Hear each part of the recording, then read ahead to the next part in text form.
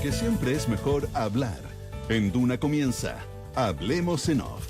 Opinión, conversación y los temas de la actualidad en perspectiva. Junto a Nicolás Vergara y Consuelo Saavedra. Auspicio de Somos GTD, más que tecnología. Cervecería AB InBev, por más motivos para brindar. Tech, en el mundo de la minería, el mundo debe estar primero. Conoce la nueva plataforma de inversiones de BTG Pactual. Mita Rentacar, leasing operativo y renting. Universidad Andrés Bello, acreditada en nivel de excelencia en todas las áreas. Clínica Alemana, si es tu salud, es la alemana. Digitaliza el área de recursos humanos con Talana. Y en Consorcio, te damos el respaldo que necesitas para avanzar en todos tus proyectos. Duna, sonidos de tu mundo.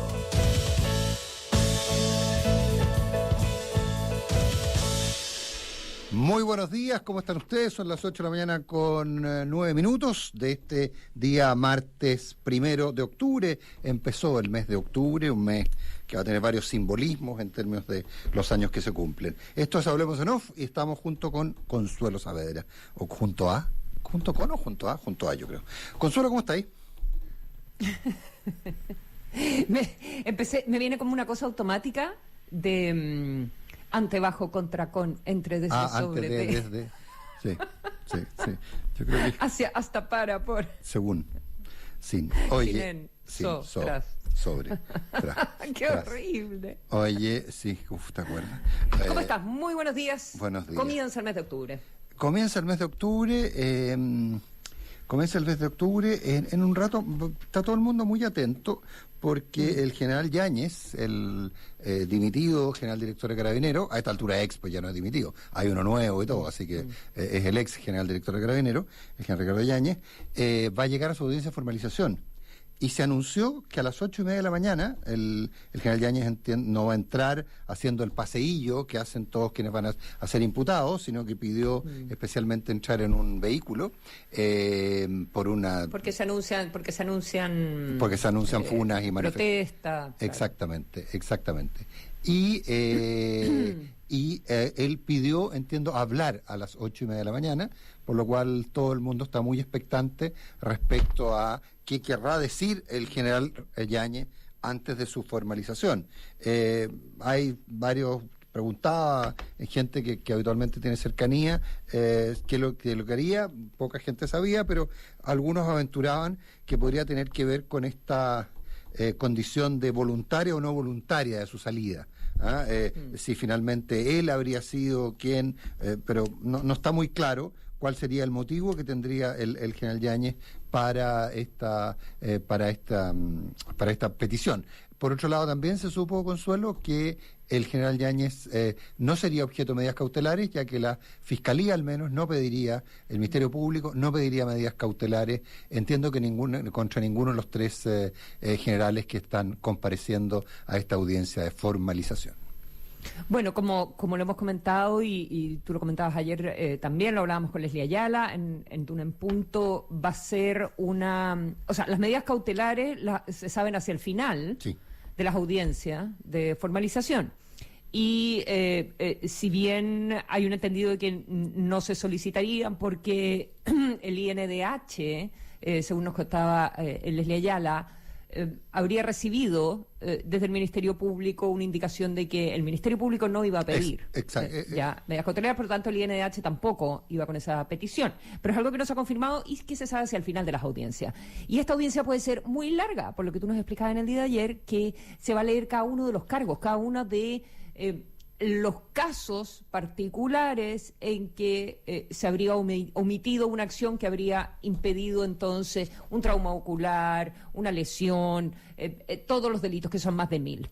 Entonces, eso de partida va a tomar mucho tiempo. El propio fiscal Armendariz había planteado que esto partía al menos con 5 días, pero la sala está potencialmente reservada hasta por 45, decía Leslie Ayala. Sí, hasta por 45, que son en el fondo 60 días corridos, más o menos. O sea, son prácticamente 2 meses. Sí, a pesar de que entiendo que desde la Fiscalía insisten que no serán más de 4 días. Bueno. Puede ser. Sí, No, sí. no, No, lo que pasa es que yo me imagino que Puede se habrán dado cuenta la sinrazón que implicaría el tener una sala del Tribunal de Garantía tomada durante 60 días o 40 y tantos días hábiles en función de escuchar la enumeración de Juan Pérez, esquina de Namur con la Alameda, chorro de Lanza... Bueno, uno nunca sabe, porque también son estrategias no solo del Ministerio Público, de la parte acusadora, sino también de la defensa. También puede ser. Entonces, claro, uno no puede descartar nada en estos casos. Uno no puede descartar que uno quiera que se evidencie ad infinitum algunas situaciones que pueden parecer un poco absurdas. Eso también puede ser una manera de ver las cosas. En todo caso, sobre las declaraciones, que vamos a saber en un ratito más, qué es lo que quiere decir el ex general director de Carabineros, quizás ahora poder hablar con libertad respecto de lo que sucede, quizás hablar también con más libertad respecto a las imputaciones que se le están haciendo, y quizás también del llamado criterio Toá. Me llamó la atención el hecho de que ayer, ya estando además la propia Carolina Toá, que estaba de vicepresidenta, porque el presidente anda en México en el cambio de mando que es hoy día entre AMLO y Claudia Sheinbaum, que él agradeció la gestión del gobierno. Entonces está siempre ahí las dos caras de esta moneda, donde un general director que se ve obligado a salir, aunque le ha dicho que no habría ido jamás a la formalización en el cargo. Con uniforme. O sea, como que era una decisión de él también, en fin. Pero con un criterio que se establece y que lo obliga a salir del cargo también al mismo tiempo. Pero súper agradecido del gobierno en términos del apoyo a Carabineros, lo que me llamó la atención dadas las circunstancias en las que está saliendo. Destacó la cantidad de vehículos que se reemplazaron, entonces saliendo como en buenos términos.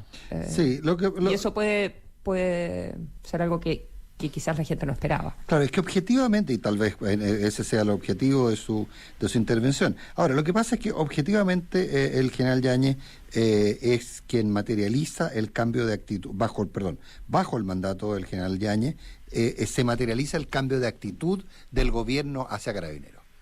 O sea, eso es finalmente lo que ocurre, se materializa ese cambio. ¿Cómo se materializa? En términos de que cuando esa intervención del presidente Boric, cuando dice nosotros vamos a cuidar a nuestros carabineros, necesitamos a nuestros carabineros. Ese es un cambio. Entonces, básicamente, sin duda, la palabra refundación, y ojo, en ese sentido, salvo muy contadas excepciones, el gobierno fue eficiente y efectivo en convencer a sus propios partidarios respecto de mantener esa actitud.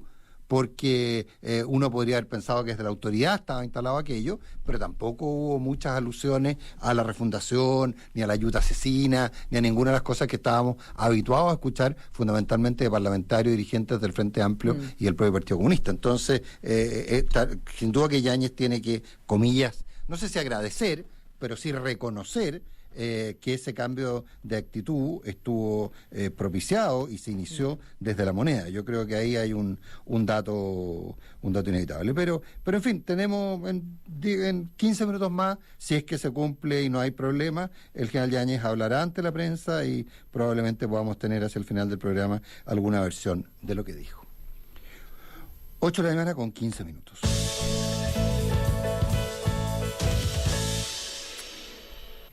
Consuelo Saavedra, tema libre. La tuya y dos más. Acusaciones constitucionales, claro. Acusaciones constitucionales. Pero ahora creo que no vamos a hablar en este minuto de las acusaciones constitucionales contra los Supremos. Parece que no, pues. Parece que no, ¿verdad? Las vamos a dejar en barbecho. Porque no sean relevantes, ¿ah? No, pero lo que pasa, pero lo que pasa es que qué interesante como lo planteas tú, porque efectivamente ya empezaron, ya quedaron instaladas, ya están corriendo, pero también está corriendo la acusación contra la ministra Toá, se presentó ayer, ya se nombró la comisión parlamentaria que deberá informarla, o sea, es una bolita que se echó a correr. Recordemos que los republicanos habían dado un plazo de 72 horas al gobierno, junto a conocerse la salida del general Ricardo Yáñez, diciendo que si no salían la ministra Toá, el subsecretario Monsalve y el encargado de prevención del delito, Vergara, si no salían de sus cargos, ellos presentarían una acusación constitucional en contra del ministro Toá. Es decir, le dieron, comillas, un ultimátum al gobierno, un plazo de 72 horas. El plazo de 72 horas se cumplió ayer, y ayer los republicanos presentaron la acusación constitucional en contra de la ministra Carolina Toá, que, insisto, es inseparable de la salida de Yáñez en términos del plazo que pusieron los republicanos, pero no en términos de lo que en términos del resultado. Eso para poner el contexto. Consuelo. Bueno, una acusación constitucional entonces por parte de los republicanos que yo creo que no estaba mucho durante el fin de semana en el horizonte No. de nadie, sobre todo considerando que hay bastante ocupación con las acusaciones constitucionales contra los ministros de la Suprema. Pero el republicano decidió ir al choque con este tema. Yo siempre decía, bueno, pero la interpelación, primero, bueno, recordemos que hubo interpelación, claro que hace como un año, sí, a la ministra Toá, era por parte del diputado Longton, era una interpelación de Renovación Nacional en esa oportunidad, y que abarcaba algunos de estos asuntos también respecto a la seguridad, pero era mucho más amplio. Haber infringido gravemente la Constitución y las leyes, haber dejado las leyes estas sin ejecución, al omitir adoptar medidas más eficaces para resguardar a la población de la delincuencia, narcotráfico y crimen organizado en medio de la crisis de seguridad pública más grave de nuestra historia reciente, y haber infringido la ley de migración y extranjería y haber dejado leyes sin ejecución, al omitir adoptar medidas más eficaces para prevenir la vulneración de nuestras fronteras en medio de la crisis de migración ilegal más grave de nuestra historia reciente. Es un texto bien interesante desde el punto de vista político. Es extenso, tiene 91 páginas. Algunos de los aspectos que a mí me llamaron la atención a primera vista. Uno, responsabiliza al gobierno del presidente Boric, pero responsabiliza fuertemente también al gobierno del presidente Sebastián Piñera. Y la presidenta Bachelet también. La presidenta Bachelet también, pero yo te diría que más con Sebastián Piñera que con la presidenta. A partir de que lo ubica temporalmente en el estallido social, Exacto. etcétera. Sí. Sí, dice, el gobierno anterior, liderado por el presidente Sebastián Piñera y su ministro del Interior y Seguridad Pública, Rodrigo Delgado, también fracasó en materia de seguridad pública. Porque preguntan, ¿cuándo comenzó esta debacle? Reiteramos lo que afirmamos en la presentación de la acusación a la ministra Sichel el 2022. La crisis no es atribuible exclusivamente al gobierno de Boric, ni a la ministra del Interior, ni Sichel, ni Toá. El gobierno anterior, y ahí tiene, liderado por el presidente Sebastián Piñera, y tiene un largo párrafo respecto de seguridad y respecto de inmigración. Y dice, pero el gobierno de Sebastián Piñera se terminó. Y entonces ahora los responsables son Boric y junto a él la ministra del Interior y Seguridad Pública, Carolina Toá. ¿Por qué menciono esto? Porque pone también en una situación incómoda, encuentro yo, aunque no está dentro de los fundamentos mismos de la acusación, de los capítulos, pero sí en todo el contexto. Creo que pone en una posición incómoda a quienes respaldaron y trabajaron, muchos de ellos, en el gobierno del expresidente Sebastián Piñera. Entonces creo que ahí hay como una pequeña espinita. O sea, un gustito muy, muy propio de la gustito. política actual, digamos. O sea, Exacto, parecido a las menciones a Chadwick en la acusación constitucional contra Ivanko. No Ya, sé si ahí iban un poquito más lejos, porque básicamente daba la impresión Pero que que la acusación constitucional era contra estaba él. dirigida en contra de Chadwick, pero sí, estoy totalmente, contigo. Son totalmente. de la misma familia, pero primo un Le poco pone más una lejano. le pone como una incomodidad adicional si es Sí. que tú realmente quieres que se apoye esta acusación, o si en realidad lo que quieres es hacer un punto político, ¿ya? Porque no es menor que esto ocurre a puertas de unas elecciones donde en Chile Vamos hay preocupación por el desempeño electoral de Chile Vamos y de Republicano, sobre todo en concejales, que es la medida de la fuerza política de los partidos. Entonces, obviamente no se puede no tomar eso en consideración. Una acusación que, como decías tú, ya empezó a correr súper rápido y que se va a votar, se va a ver en sala antes de las elecciones, con un tema de ultrasensibilidad para la población, ¿verdad? Totalmente. Y bueno, ya hacen una extensa enumeración de todas las razones por las cuales la ministra Toá no ha hecho bien su trabajo, lo ha hecho de manera insuficiente, por la crisis de seguridad y muy, muy detallado. Y también lo último, hace algunas argumentaciones que recogen, cita a Jaime Baza, por ejemplo. Sí, el profesor Jaime Baza. Sí, a ver, usan, de hecho, Ahí hay algo, hay una pequeña trampita, entre comillas, y que tiene que ver, no sé si será ese el término correcto, pero hay un punto difícil de manejar, que es cuando ellos usan la argumentación de la acusación constitucional en contra de Andrés Chadwick. Es decir, que recordemos que Andrés Chadwick fue acusado constitucionalmente y fue, comillas, condenado constitucionalmente. Es decir, se acogió la acusación. Y entre respecto del control político, por ejemplo, un argumento de Viera. Respecto del control político del orden público. Dijo que él no había sido capaz de resolverlo. Por supuesto que se me perdió el archivo, pero lo tenía subrayado. Pero dice, sin control, citando a Cristian Viera, al convencional en su minuto, claro. Pero que eran las reflexiones, dice de la acusación contra Chadwick en el 2019. Dice, la responsabilidad de nuestras autoridades puede ser administrativa, penal, civil, pero también política, y sobre este último punto me quiero detener. La responsabilidad que se debe asumir es efecto del control, porque sin control el poder deviene despótico. Entonces, la idea de que ya se ha argumentado positivamente antes la responsabilidad política del Ministerio del Interior sobre la seguridad pública, sobre tener control. Sobre tener control. Que hay un abuso ahí en cierta forma, en términos que se refería a otra cosa, se refería a que el control dañó a la población, digamos. Pero ojo, que en términos argumentativos es bien complejo. Ahora, ¿hasta dónde va a llegar esto? Bueno, veamos. Ayer el presidente de la UDI, que ojo que es el único parlamentario de oposición que quedó en la comisión que informa la acusación constitucional, el presidente de la UDI se manifestó partidario de respaldar la acusación constitucional, ahora sin conocer todavía el texto, supongo, pero no creo que el texto y la alusión al gobierno del presidente Piñera complique demasiado la oposición en ese sentido, pero ¿qué camino tiene? Yo diría que probablemente daría la impresión que puede ser una más de las acusaciones constitucionales fallidas que se presentaron en el último tiempo, pero como está el ambiente, uno puede encontrarse con cualquier sorpresa en cualquier momento. No es un buen lugar estar acusado constitucionalmente hoy día, porque más allá de que puedan o no existir fundamentos, más allá de cómo son los, comillas, respaldos políticos y los respaldos políticos a priori, te recuerdo que la acusación constitucional en contra del ministro Harald Beyer en su minuto era una acusación que en el primer conteo de votos y apoyos no salía por ninguna parte, y el momento político fue el que llevó a que finalmente Harald Beyer fuera destituido. Entonces, ahí tenemos un tema muy abierto y muy amplio en ese aspecto. Claro. Y bueno, Evópolis dijo que no estaba con esta acusación,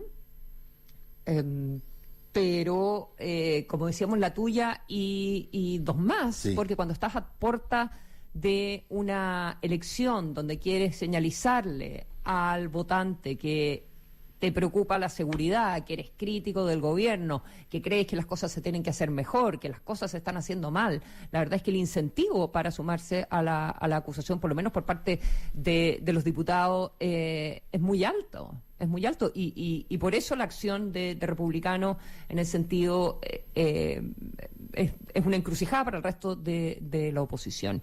Y eso lleva, evidentemente, a que tengas a Renovación Nacional, a la bancada de Renovación Nacional, entonces encabezada por su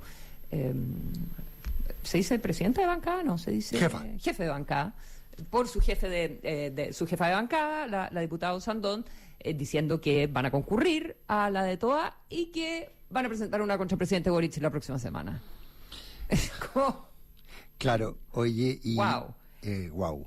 Y aquí viene un tema bien complejo y que tiene que ver con la historia reciente. Claro. O sea, lo mismo que hacían.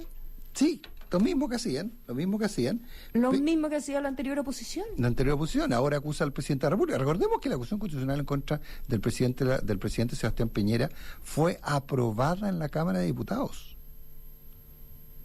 No nos olvidemos de ese detalle. Fue aprobada en la Cámara de Diputados. ¿Te acuerdas después de la performance Naranjo Jackson? faltaba el voto de Jackson para que se aprobara. Jackson estaba con cuarentena por el COVID y Naranjo habló durante no me acuerdo cuántas horas fueron, durante varias horas para mantener la sesión abierta, y con ello logró que llegara, entre medio de aplausos y vítores, recibido como un héroe Giorgio Jackson, y Giorgio Jackson votó favorablemente la acusación constitucional. Entonces, ahora, yo creo, me siento con la autoridad moral absoluta para plantear lo que voy a decir, básicamente porque me opuse en su minuto a la acusación constitucional contra del presidente Piñera, me opuse en su minuto contra la acusación constitucional contra Yasna Proboste hace muchos años, siempre he sido contrario al uso de las acusaciones constitucionales como una herramienta política, como un arma arrojadiza, siempre he sido contrario a ello, y me he opuesto a todas las acusaciones constitucionales que se han presentado en el último tiempo. Por lo tanto, siento que tengo autoridad, que tengo la libertad para decir en este caso que, pareciéndome una brutalidad que se presente una acusación constitucional sin mayores posibilidades de éxito en contra del presidente de la República, con todo lo que afecta la estabilidad y todo lo demás, también creo que hay muy poca autoridad moral entre aquellos que, siendo parlamentarios, votaron favorablemente y apoyaron la acusación constitucional en circunstancias parecidas en contra del presidente Piñera. Creo que no tienen autoridad moral hoy día para criticarla y calificarla irresponsable. Entonces, por Dios que es complicado. Por eso que este juego de la tuya y dos más es un juego de nunca acabar y pernicioso, peligroso, y que nos lleva quizá a dónde. Pero insisto, hoy día la ministra Vallejo votó favorablemente la acusación constitucional en contra del presidente Piñera. Entonces, el presidente de la República, el presidente Boric, la votó favorablemente. Entonces, siendo parlamentario, y la apoyaron entusiastamente al extremo de hacer performance para que pasara de la Cámara de Diputados. Entonces yo creo que habemos algunos que tenemos la libertad de decir esto es una brutalidad y es un atentado inclusive contra la democracia el que se acuse constitucionalmente al presidente de la República. Pero creo que hay otros que deberían guardar un piadoso silencio, y por Dios que es complicado cuando eso ocurre. No sé si me pasé tres pueblos, pero bueno. 14 horas y 56 minutos estaba buscando, no me acordaba cuánto tiempo había hablado Jaime Naranjo en esa acusación que se aprobó en noviembre del año 2021, aunque en realidad tenía que ver con Dominga. Con Dominga, sí, era el caso Exalmax. No tenía que ver con estallido. No tenía que ver con estallido. Bueno, todo tenía que ver con estallido finalmente, pero en realidad era por Dominga, en lo formal. Eso fue lo que se estaba discutiendo, y apariciones en los Pandora Papers, etcétera, etcétera. El senador Galilea, presidente de la Secretaría General del partido, sacó que ellos no estaban respaldando la presentación de esta acusación constitucional, que estaban empujando, veremos si concretan la presentación la próxima semana, que estaban empujando desde la bancada de su propio partido. Sí. Y yo digo, y entre medio, yo sé que falta mucho, que estamos en la elección de gobernadores, lo vamos a conversar a vuelta también con nuestro invitado de la elección que viene a fin de mes, de alcaldes, concejales, gobernadores, etcétera, y consejeros regionales. Pero también yo esperaría que haya un pensamiento un poco más estratégico por parte de la derecha sobre su propia elección presidencial y qué efectos tiene esto sobre su candidata, que es la candidata que puntea en las encuestas, donde ¿se coordinan estas cosas con ella o da todo lo mismo? Nadie se coordina con nadie, y todos los que están tratando es de salir con algo que resuene mejor en la población para obtener más votos. O sea, me sorprende el desorden y la poca mirada estratégica, en realidad, o lo que aparece como poca mirada estratégica. O sea, ¿poca? O quizá a nadie le importa a Evelyn Matei.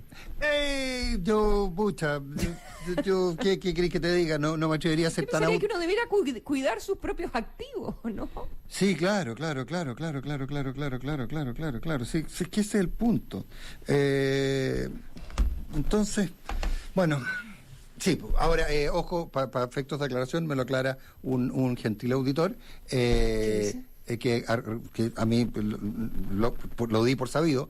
Fueron dos las acusaciones constitucionales contra el presidente Piñera. La primera por el estallido que se rechazó, y el rechazo en la Cámara de Diputados, y la segunda por el caso Exalmar, que esa pasó al Senado. Se aprobó. Esa pasó al Senado, esa se aprobó y pasó al Senado. Fueron dos, a falta de una, fueron dos las acusaciones constitucionales. 8 de la mañana con 31 minutos.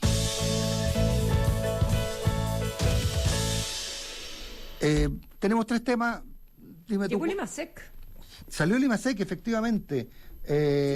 2,3% en comparación con igual mes del año anterior. ¿Tienes el comunicado? Porque no lo tengo. Aquí, bueno, el IMASEC no minero presentó un crecimiento anual del 1,5%. En términos desestacionalizados cayó 0,5% respecto al mes anterior. Respecto al mes anterior cayó un 0,2%. Este 2,3% se ubica, según me dicen mis fuentes... Creció 2,8 en 12 meses. Claro. Un día hábil menos que agosto del año pasado. Sí, oye, bueno, igual en el lado bajo de la... Sí, eso es lo que me dicen mis... De las expectativas, claramente, porque había gente que estaba apostando a 4. A 4, sí, había, sobre todo por las cifras del comercio, había mucho entusiasmo por las cifras del comercio, entonces... por las cifras de la industria que habían salido sí. Ayer, si no me equivoco. Sí, sí. Claro, producción industrial había aumentado 5,2, actividad del comercio había aumentado 4,6. Sin embargo, tenemos un IMASEC entonces de 2,3%. Rosana Costa había hecho una advertencia sí. que este era un año... que era un año enredado comparar con el año anterior porque no coincidían los feriados, no coincidían las fechas, los cortes de luz, muchas cosas que no permitían, que hacía todo muy muy volátil. Dijo, hay que tomarse con cautela los datos mensuales, ¿ya? Sí. Versus analizar realmente las tendencias que están detrás de estas variaciones, porque hay diferencias significativas cuando se descuentan todos estos elementos, año bisiesto, Semana Santa y vacaciones escolares que ocurrieron un trimestre distinto este año que el año anterior. Claro, etcétera. Entonces dijo ella, no es extraño que sigamos viendo meses en los cuales la actividad tenga un aumento importante en términos anuales, seguido de meses con resultados contrarios. Claro, el mismo informe trae el gráfico de la contribución a la variación mensual del IMASEC desestacionalizado por grupos, y el desestacionalizado es menos 0,2, servicios contribuye con un 0,6 negativo, es menos 0,3 en el analizado. El resto de los bienes, menos 0,1, industria, menos 0,1, impuestos sobre los productos 0, comercio 0,1, positivo, y minería 0,3 positivo, 2,3 en el mes, 0,7 el comercio en el mes también. Y la industria registra igual una caída, me llama la atención por las cifras que uno había visto. Pero, en fin, es en el rango bajo de las expectativas. Y bueno, a partir del entusiasmo derivado del presupuesto, llega en el minuto justo en el que vamos a empezar a comparar el presupuesto, el crecimiento proyectado para el aumento del gasto público con la realidad del crecimiento del país. 5 minutos, ¿te parece que hagamos una pausa? Bueno, me parece. Vamos. Voy a empezar yo, si tú quieres. Ya comenzó a regir la nueva ley 40 horas y Talana es el partner que tu área necesita para marcar, administrar turnos, firmar y hacer mucho más de una forma amigable, rápida y segura. Conoce más en talana.com. Aumenta tu recaudación, reduce costos y mejora la experiencia de pago con Toku, la plataforma de pagos a tu medida. Conoce más en traitoku.com. Tu próximo examen de laboratorio puede ser en tu domicilio o oficina junto a Clínica Alemana. Mucho más cómodo y rápido. Agenda el tuyo y conoce las comunas de alcance en clínicaalemana.cl. ¿En qué piensas cuando piensas en tu futuro? Tus sueños están más cerca si te cambias a Habitat, porque en Habitat el futuro lo escribes tú. AFP Habitat, más de 40 años juntos, haciendo crecer tus ahorros. Cervecería AB InBev cuenta con marcas como Corona, Budweiser y Stella Artois. Hoy es una empresa B por sus altos estándares medioambientales y sociales. En AB InBev sueñan en grande para crear un futuro con más motivos para brindar. Universidad Andrés Bello forma profesionales preparados para un mundo global. A través de convenios con más de 370 universidades en el mundo, fomenta la movilidad estudiantil y académica, la incorporación de componentes internacionales en las mallas de sus estudiantes y la colaboración científica de sus investigadores. Más información en aporte.unap.cl.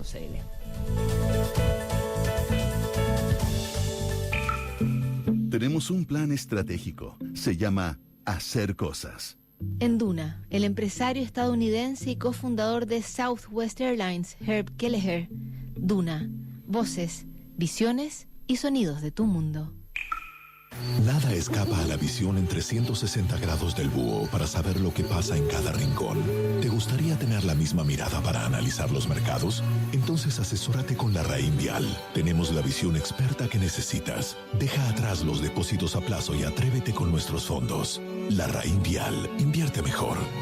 El servicio de asesoría es entregado por la Larraín Vial S.A., corredora de bolsa regulada por la CMF. Infórmate de las características esenciales de estos fondos mutuos que se encuentran en sus reglamentos internos. TEC presenta Primero lo Primero. Que más mujeres nos sumemos a la minería es muy importante, pero asegurar el respeto, las oportunidades y nuestro desarrollo es primordial. En la vida hay que tener muy claro cuáles son las prioridades, y en la minería también debe ser así. Proporcionar los metales que importan para la transición energética es nuestra prioridad.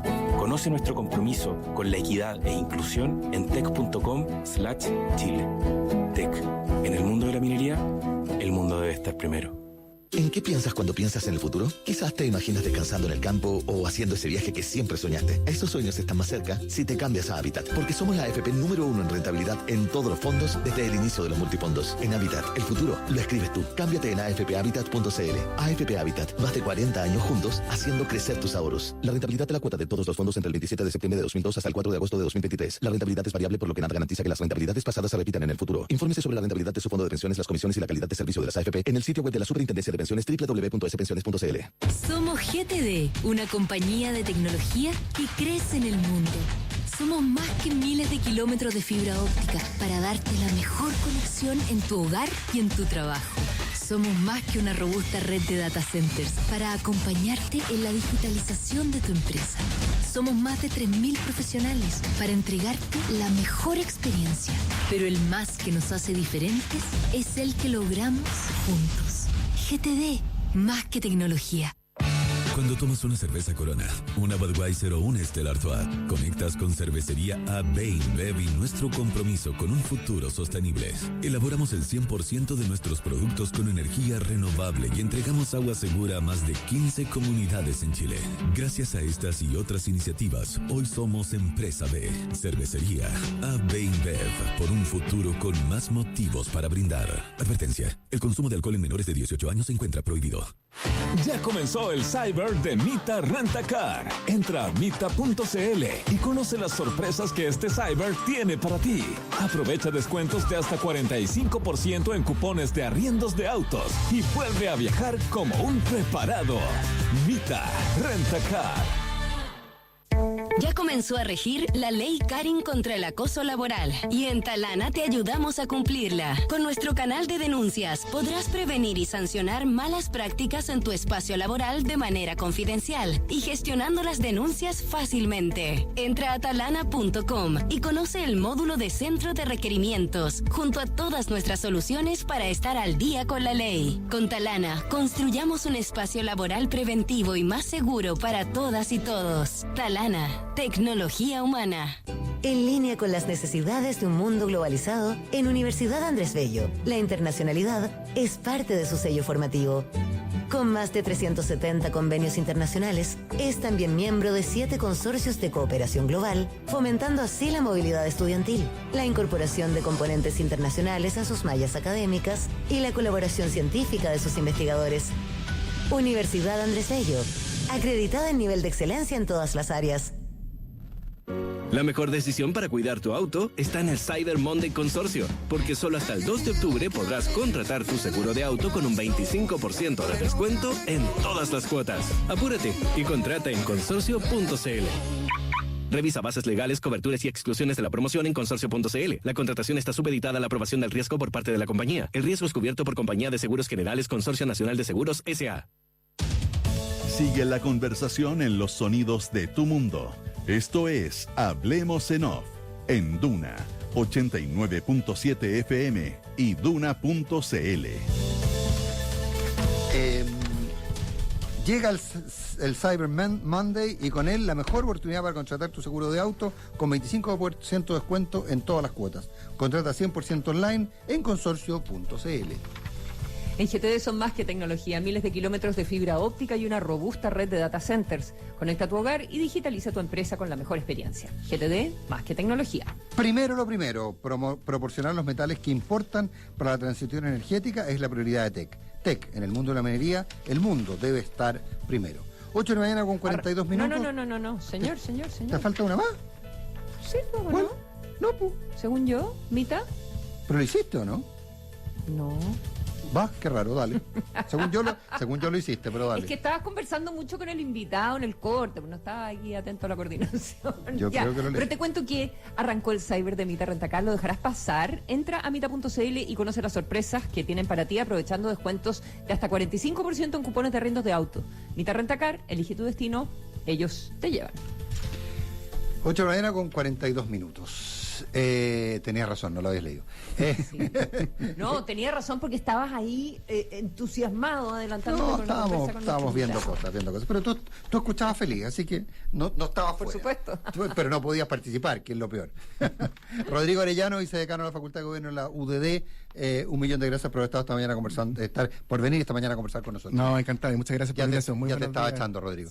Muy buenos días. Qué rápida la entrevista. Qué rápida la entrevista. Bienvenido, Rodrigo. Rodrigo, a ver, ustedes hicieron una encuesta, bastante grande sobre intención de voto para gobernadores y alcaldes. Entiendo que tiene mayor alcance en gobernadores que en alcaldes, o al menos las comunas seleccionadas, y empiezan a encontrarse algunos efectos que yo creo que es interesante mirar, como que, por ejemplo, comparado con la misma encuesta, hay tendencias que cambian, como la de Iracy Hasler en Santiago, como la del gobernador Mondaca, en Valparaíso, y empieza como a producirse un rebaraje en el que daría la impresión que si definimos el eje gobierno-oposición, porque hay varias oposiciones, pero el eje gobierno-oposición, ¿los candidatos del gobierno estarían mejorando su posición? Bueno, se dan varios efectos relevantes. Primero, saludo a todos los auditores de Radio Duna. La primera es que a nivel de elecciones municipales, el número de indecisos ha ido bajando consistentemente. Eso creo que es muy relevante, porque si tú lo comparas con la elección de gobernadores regionales, todavía se mantiene un número alto de candidatos indecisos, y eso puede hablar de que las personas están ya tomando preferencias rápidamente por los candidatos a alcalde. Y todavía está pendiente la elección de gobernadores regionales. Porque cuando en las encuestas anteriores la columna más grande era la columna de indecisos. Exacto. Y esa ha ido reduciéndose permanentemente, muy marcado en la elección de alcalde. Que tiene cierta lógica, porque el alcalde es como la elección mucho más cercana a las personas. Y todavía vemos números altos en gobernadores regionales, y eso, con los números que uno tiene, podría de alguna otra forma ir cambiando también las percepciones de aquí a un mes. Un mes, yo tengo la sensación de que recién a partir de este lunes vamos a entrar, o estamos entrando en modo electoral de las elecciones municipales y de gobernadores regionales. Estamos viendo recién el despliegue de los candidatos a las calles, ya recién renunciaron los candidatos a alcalde. Entonces, yo creo que todavía no estamos en modo on de elecciones. Y ahora empiezan a determinarse las preferencias. Y efectivamente, a nivel de alcaldes, donde se ha ido reduciendo esa brecha de indecisos, ha ido acortándose la distancia que habíamos visto en las mediciones anteriores en comunas como Puente Alto, donde compite Carla Regular con un independiente que había participado en la elección anterior. Vimos que también se acortaron las brechas en la comuna de Santiago entre la candidatura de Mario Desbordes e Iracy Hasler, y efectivamente eso puede cambiar una tendencia. Esta encuesta fue hecha la semana pasada, en 2 días, y a lo mejor estamos viendo el efecto del caso audio, el efecto quizá de la polémica que hubo la semana pasada con el tema del sueldo de Marcela Cubillos, que puede ir golpeando de alguna otra forma también al bloque opositor.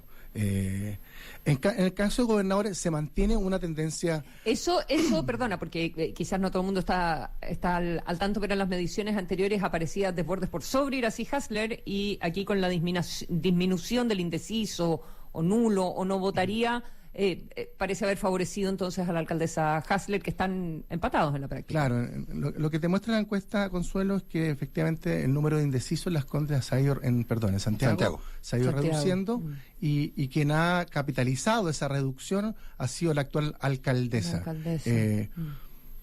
Ella ha tenido un despliegue territorial bien relevante en los últimos meses vinculado al tema de seguridad. O sea, que yo no soy muy asiduo a poder ver los matinales porque estoy por temas laborales muy obstruido a esa hora de las mañanas, pero ella ha sido bien protagonista en el tema, sobre todo de desalojos de casas vinculados al narcotráfico y a la delincuencia. Eso se acabó porque ella deja de ser alcaldesa, por lo tanto ahora entra a ser candidata hecha y derecha. Entonces quizás pierde esa, entre comillas, ventaja comparativa que tenía con el candidato Desbordes, y ahora compiten de igual a igual, pero al menos vemos que hubo un resultado con respecto a esa estrategia electoral, y efectivamente capitalizó la reducción de indecisos, y hoy aparecen en la encuesta que publicamos el domingo en el Mercurio y el día de ayer también en Ex Ante, en igualdad de condiciones, en igualdad de porcentajes, 32 cada uno. Ya que estamos hablando de Santiago, ¿qué pasó con el 13% de... O sea, Aldo Duque sigue teniendo una mención de un 13%. No. Aldo Duque ya lo eliminamos de la medición, esas son mediciones anteriores. Perdón, tienes toda razón. ¿Y qué pasa con el 13% de Aldo Duque? Porque recordemos que Mario Desbordes en la última medición conseguía un 34% de apoyo y Aldo Duque un 13%. Entonces, ¿qué pasó con ese 13%? Claro. Lo que te muestra que era una candidatura que no respondía a un sector. De acuerdo. Probablemente era un candidato independiente que estaba apoyado en ese minuto por el Partido Social Cristiano, y lo que hizo una vez que se consolida su bajada de candidato, un porcentaje en ese momento relevante se traspasa a Mario Desbordes, pero la gran mayoría de los votos uno lo ve, el efecto se ha ido diluyendo en otros candidatos, en los candidatos ecologistas animalistas, en Partido de la Gente. Vemos que hay un efecto aritmético que es importante entender, porque cuando estamos hablando del 32% de Mario Desbordes hoy día, es dado que disminuye el número de nulos votos, varían los porcentajes. Eso hay un efecto aritmético ahí para ver lo que no se traslada directamente el 13 al otro lado, sino que la influencia que tiene el total es menor. Efectivamente. Da la sensación de que al final del día Aldo Duque era un candidato que no respondía a lógicas ni políticas ni de partido, y que su votación, su electorado, ha ido de alguna forma traspasándose a los distintos candidatos. Y yo creo que una parte sí terminó en la candidatura Mario Desbordes y ha permanecido en ella, pero otra, sobre todo yo creo que los indecisos han ido traspasándose a la candidatura de la actual alcaldesa Iracy Hasler.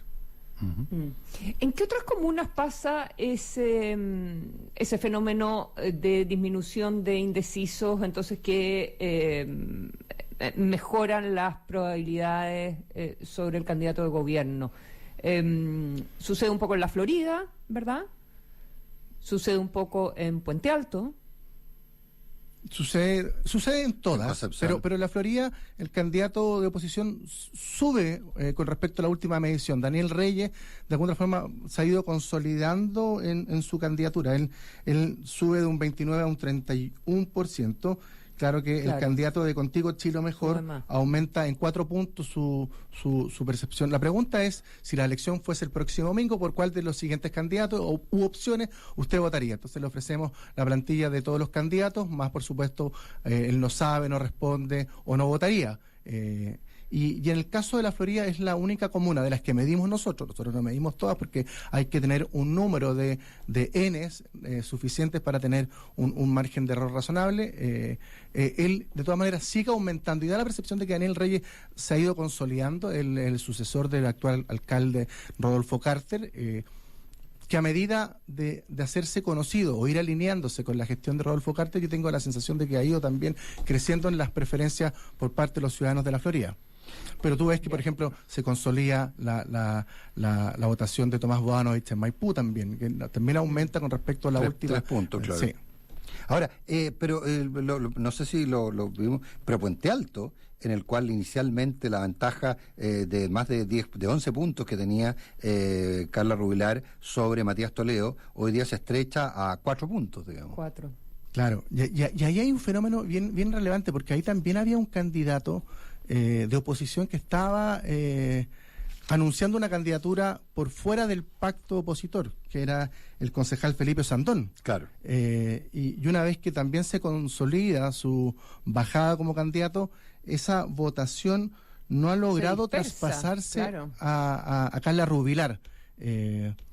Probablemente todavía una pregunta sigue. parecida a lo que conversábamos sobre Aldo Duque en Santiago. Efectivamente. ¿A dónde se van esos votos? Efectivamente, bueno, Osandón es un apellido muy conocido en Puente Alto, con una marcada identidad política, por lo tanto, sorprende que aún esa votación no se logre traspasar.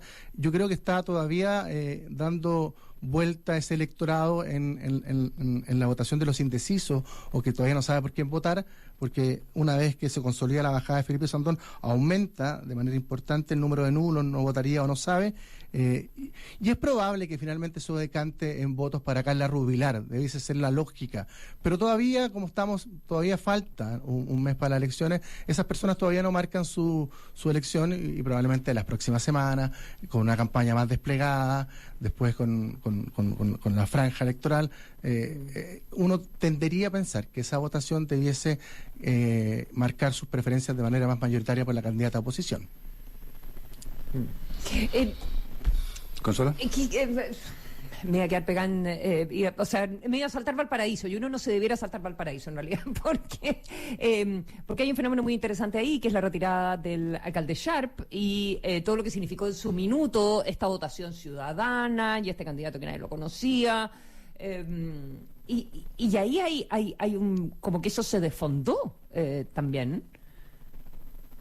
Claro, ahí la votación del bloque oficialista, que se divide básicamente en dos: en la candidata oficial del bloque, que es Camila Nieto de Contigo Chile Mejor, y la candidata independiente, pero que representa la figura del alcalde Chap, que es Carla Meyer, que formó parte de su administración municipal. Claro. Si tú te fijas, si tú sumas la votación, las preferencias que obtienen ellos dos, supera por amplio margen la candidatura del Partido Republicano, que es la que está mejor expectada en este momento, que tiene un 20%. Claro, que está empatada con la del oficialismo. Y eso te marca una consigna que se traspasa mucho en la elección municipal, que la fragmentación de candidatos del mismo sector tiende a complicar las posibilidades electorales, porque al final del día la elección municipal, a diferencia de la elección de gobernadores, tiene un sistema electoral que entrega el triunfo a quien tiene un voto más.